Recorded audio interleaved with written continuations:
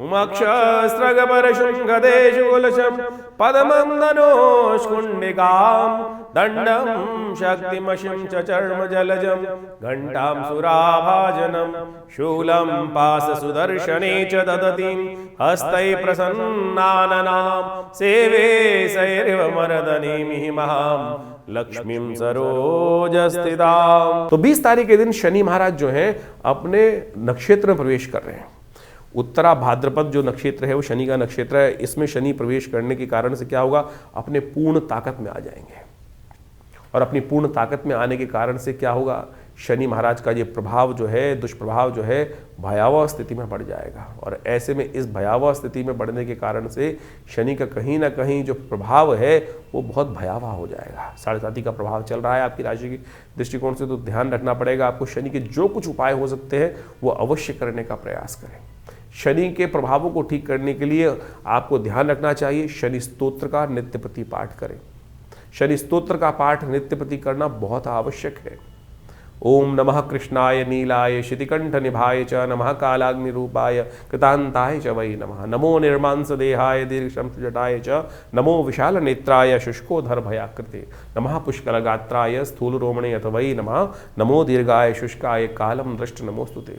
नमस्ते कोटराक्षाय दुर्निरीक्षाय वै नमः। नमो घोराय रुद्राय भीषणाय कपालिने नमस्ते सर्वभक्षाय बलिमुख नमोस्तुते। सूर्यपुत्र नमस्ते अस्तु भास्करे भयदाय च अभे। इस प्रकार से जो शनि स्तोत्र का पाठ है यदि आप नित्यपति करेंगे, हमने थोड़ा सुना है आपको, हमारे इस चैनल पर आपको पूरी तरह से मिल जाएगा। यदि आप नित्यपति इसका पाठ कर लें तो सत्य माने भगवान की कृपा से आपके बहुत सारे कष्ट दूर होने के योग बच जाएंगे।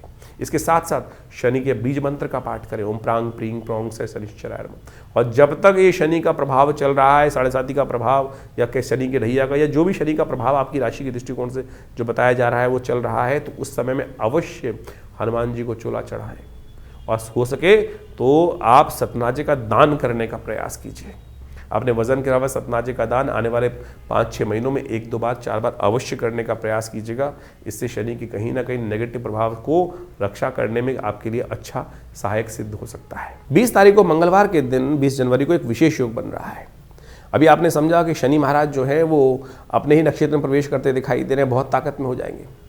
ऐसे में शनि को कंट्रोल करने के लिए अनेक उपाय शास्त्र में विद्यमान है। हनुमान जी को प्रसन्न करना सबसे श्रेष्ठ उपाय है। इस कलिकाल में ध्यान रखना, शनि का आशीर्वाद हनुमान जी को मिला था। जब शनि को मुक्त हनुमान जी ने कराया था रावण की कैद से, तो शनि महाराज ने कहा था कि हनुमान जी जो आपके भक्त रहेंगे उनको कभी हम कष्ट नहीं देंगे। तो हमने यही सोचा कि शनि को ठीक करने के लिए क्या किया जाए, तो सुंदरकांड का पाठ आश्रम पे चल रहा है। और इस दिन मंगलवार के दिन जब शनि बदलने की तरफ जा रहे हैं राशि परिवर्तन के लिए, तो हमने विशेष हनुमान जी का सुंदरकांड का पाठ रखा है। उसमें सवामनी का भोग रहेगा, हनुमान चालीसा का पाठ रहेगा, सुंदरकांड का पाठ रहेगा और साथ साथ शनि ग्रह शांति महायज्ञ का सुंदर आयोजन भी रहेगा। आप सब अपने सादर इष्ट मित्रों सहित सादर आमंत्रित हैं विवेकानंद योगाश्रम दिल्ली में। तो आप सब आकर इस कार्यक्रम में भाग लीजिए। माँ भगवती कृपा से उस शुद्ध स्थली पर जो यज्ञ में आहुति देंगे, शनि के मंत्र की, शनि स्तोत्र की, सुंदरकांड का पाठ करेंगे, तो भगवान शनि के बहुत से कष्ट हनुमान जी हर लेंगे हनुमान जी कृपा से। तो इसलिए ध्यान रखें, आप जहाँ भी हैं तो आप हमारे लाइव इस कार्यक्रम में हमारे फेसबुक पे जाकर जुड़ सकते हैं। साथ में हनुमान जी को चोला चढ़ाने की व्यवस्था जो चाहे वो सब कर सकते हैं। तो अवश्य इस कार्यक्रम में सम्मिलित हों, कष्ट दूर होंगे। तो इस समय ग्रहों का योगायोग आपने आपकी राशि के अनुसार से समझा। देखिए, वास्तविक तौर पर ग्रहों का विशेष परिवर्तन का योग चल रहा है। मंगल लगातार अस्त चल रहे हैं और इस समय अभी तक आप देखें कि पिछले काफ़ी लंबे समय से मंगल और शनि का टकराव चल रहा था और उसका प्रभाव पूरे विश्व में जिस प्रकार से हो रहा है वो साफ साफ समझ में आ रहा है। एक तो सूर्य का वर्चस्व की लड़ाई, वर्चस्व स्थापित करने का प्रयास, हर कोई कहीं ना कहीं हमारे निजी जीवन में भी या पूरे विश्व के व्यापक रूप से देखें, हर डिस्ट्रिक्ट के दृष्टिकोण से देखें, हर जगह के दृष्टिकोण से देखें, तो एक ऐसी होड़ इस वर्ष रहने वाली है। क्योंकि ये वर्ष जो है सूर्य का वर्ष है, तो हर कोई अपना आधिपत्य स्थापित करने का बड़ी जद्दोजहद के साथ प्रयास करता दिखाई देगा। और इस समय में जब शनि मंगल का टकराव चल रहा है, तो ऐसे में कहीं ना कहीं जो द्वेष भावना है वो ज़्यादा बढ़ती दिखाई देगी। और अब मंगल जिस प्रकार से परिवर्तन कर कर आगे बढ़ेंगे और मंगल उच्च के होने के योग बनाएंगे, लेकिन साथ साथ अस्त भी होंगे। तो ये कहीं ना कहीं जीवन में एक ऐसी आपाधापी की तरफ छटपटाहट, मनोमस्तिष्क में एक छटपटाहट जो उत्पन्न कर सकता है, जो विशेष तौर पर आप मान के चले मनोमस्तिष्क में फ्रस्ट्रेशन डालने के योग बना सकता है। इसको आपको अच्छे से समझ लेना चाहिए। मंगल का किसी ये प्रभाव जो है, ये परिवर्तन है, चतुर्ग्रही योग बनने का योग बन रहा है, जो वो कहीं ना कहीं अंतर द्वेष को उत्पन्न करने के योग बनाता है। आपकी राशि के अनुसार से आपने उसका पूरा प्रभाव समझा है। शनि भी अब पूर्ण ताकत में आ चुके हैं, क्योंकि अपने ही नक्षत्र में वो प्रवेश कर चुके हैं। तो आपको बड़ी सावधानी के साथ अपनी राशि के प्रभाव को समझते हुए जो उन उपायों को हमने आपको बताया है, वो अवश्य करने का प्रयास करें। देखिए, पुण्य कार्य जीवन में कष्ट को जो दूर करता है ना, वो पुण्य कार्य ही करता है। इस बात को हमको सीधी तरह समझने का प्रयास करना चाहिए। नहीं तो कई बार क्या होता है, भ्रांति उत्पन्न हो जाती है, हम पुण्यों से दूर हो जाते हैं और गलत गलत कर्मों की तरफ निवृत्त तो हम होते ही रहते हैं। जीवन में यदि दिन के 24 घंटे हैं तो लाख प्रयास करने के बावजूद भी कुछ ही समय ऐसा होता है जो हम अपने आप को पुण्यों की तरफ, अच्छे कर्मों की तरफ प्रवृत्त कर सकते हैं। लेकिन मनसा वाचा कर्मणा यदि देखें, उसको समझने का प्रयास करें, तो ज़्यादातर अधिकतर समय जो है 90% समय जो है वो कहीं ना कहीं पाप युक्त कार्य ही होते दिखाई देते हैं। देखिए, कर्म 3 प्रकार के हैं, मनसा वाचा कर्मणा, और सबका प्रभाव है। इस बात को ये नहीं समझे कि हमने सोच लिया और हमने किया नहीं तो उसका प्रभाव नहीं। सोचे हुए अच्छे कर्म का या सोचे हुए बुरे कर्म का प्रभाव भी उतना ही होता है जितना प्रत्यक्ष किया जाए। तो इस बात को हमको समझते हुए कार्य करने का प्रयास करना चाहिए। तभी तो जीवन में जो अशुभ प्रभाव उत्पन्न होता है हमारे जीवन के कर्मों का, वो हमारे जीवन में सामने घटता है। तो इसलिए हमारे पुण्य भी क्षय हो जाते हैं।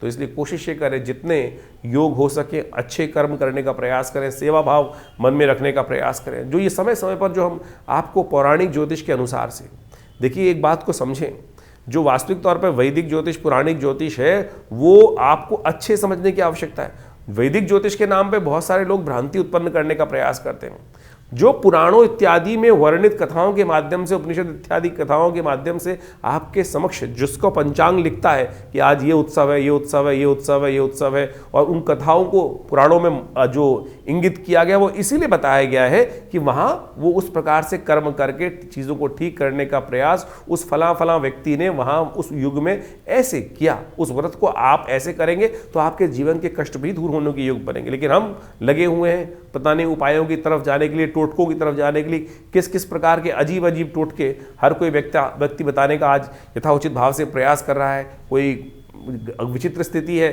कोई शराब पिलाया जा रहा है, कोई शराब का दान कराया जा रहा है, कोई देवता को भी शराब चढ़वाया जा रहा है।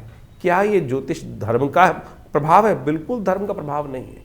किसी के मन में कोई हीन भावना उत्पन्न नहीं, उसने एक गलत रीति चला दी और उसके पीछे एक ऐसी जो दौड़ आरंभ हो गई है, अंधी दौड़, जिसको कोई समझते हुए मन मस्तिष्क समझता है, लेकिन फिर भी अंधी दौड़ की तरफ हम भागते चले जा रहे हैं। धर्म बड़ा सात्विक है, सात्विकता से भरा हुआ है, धर्मयुक्त सत्ययुक्त कार्य करने की, धर्म प्रेरित करने का प्रयास करता है। तो जहां भी कोई गलत भाव आपके मन में समझ में आ रहा है, आपके मन, क्योंकि आपके मन में भी अंतरात्मा परमात्मा कहीं बैठा हुआ है, तो इसको समझते हुए कार्य करने का आप प्रयास करें। हम ज्योतिष को, पौराणिक ज्योतिष को, वैदिक ज्योतिष को उसी रूप में आपके समक्ष उपस्थित करने का प्रयास करते हैं। जो उपाय बताते हैं वो भी शास्त्र में वर्णित जो है वही उपायों को आप करने का प्रयास करें। नहीं तो वो अंगूठी पहनकर या कुछ ना कुछ उल्टे सीधे टोटके जो बताए जाते हैं, ऐसा कर दो, ये कर दो, इसके ऊपर से उतार के यहाँ फेंक दो, ऐसा फेंक दो, उससे इस बात को समझो कि शास्त्र में कहीं वर्णित नहीं है इन सब बातों को। तो हमने आपके समक्ष अनेक उपायों को आपके समक्ष रखा है, तो आप यथाउचित भाव से उनको करने का प्रयास करें। ईश्वर की कृपा से आपके जीवन में परिवर्तन का योग अवश्य बनेगा। देखिए इस वक्त ग्रहों की युति देखें कैसी चल रही है। शुक्र के समक्ष बुध जो बृहस्पति की युति बनी हुई थी अभी, उसके साथ साथ शनि मंगल का टकराव चल रहा था, और अब जिस प्रकार से शनि तो अपने पूर्ण जो रूप में आ गए हैं, पूर्ण रूप से अपनी नक्षत्र में भी प्रवेश करने के बाद जब प्रभाव उत्पन्न करने वाले हैं, तो आपको उनका सही उपाय समय से कर लेना चाहिए, जान लेना चाहिए इनका प्रभाव हमारे जीवन में किस प्रकार का होने वाला है। तब जाकर आप इन समस्त दुष्प्रभावों से, जो ग्रहों का दुष्प्रभाव है, उनसे बच पाएंगे और अपने जीवन को सही तरफ। ऐसा नहीं हो सकता यदि ग्रह का अशुभ प्रभाव भी है तब हम उसका उपाय करें और हम उसके अनिष्ट प्रभाव से, गलत प्रभाव से न बच पाए। बिल्कुल बच पाते हैं। लोगों की, हज़ारों लोगों की साढ़े साती आती है, हज़ारों लोगों की गलत दिशाएं आती हैं, उसके बाद भी उनके जीवन में कोई गलत घटना नहीं घटती। कारण क्या है? कारण है उनके किए गए अज्ञात पुण्य कार्य। वो कहीं ना कहीं रक्षा कवच बनकर आपके जीवन में उपस्थित हो जाते हैं और गलत समय व्यक्ति को पता भी नहीं चलता कब आया कब चला गया। तो इस सिद्धांत को सही रूप से समझ के प्रयास करें। कई बार भ्रांतिवश हम उस सिद्धांत को समझते हुए भी अज्ञानतावश उस काल ग्रास में फंस जाते हैं और उसके सिद्धांत को समझ नहीं पाते हैं। कोशिश ये करें इन समस्त चीज़ों को सही से समझें। और हमारा ये आश्रम आपके समक्ष हर बार रहता है, बहुत सारे कार्य समय समय पर चलते ही रहते हैं। उनके साथ जुड़ेंगे तो भगवान की कृपा से आपके जीवन के कष्ट भी दूर होंगे। माँ भगवती की कृपा आपके जीवन में बरसती रहे, आपके कष्ट जीवन में दूर होते रहे। और इस प्रकार से जो यज्ञ इत्यादि होते हैं उनमें आप जुड़िए। रविवार वाले यज्ञ में तो आप सामूहिक तौर पे सब लोग आ सकते हैं और उस दिन हमसे मिल भी सकते हैं। और आपके कोई प्रश्न का जरूरी है, आवश्यक है, कोई बहुत बड़ी समस्या है तो उसका निदान भी उसी कार्यक्रम में हम अवश्य देने का प्रयास करेंगे। धन्यवाद।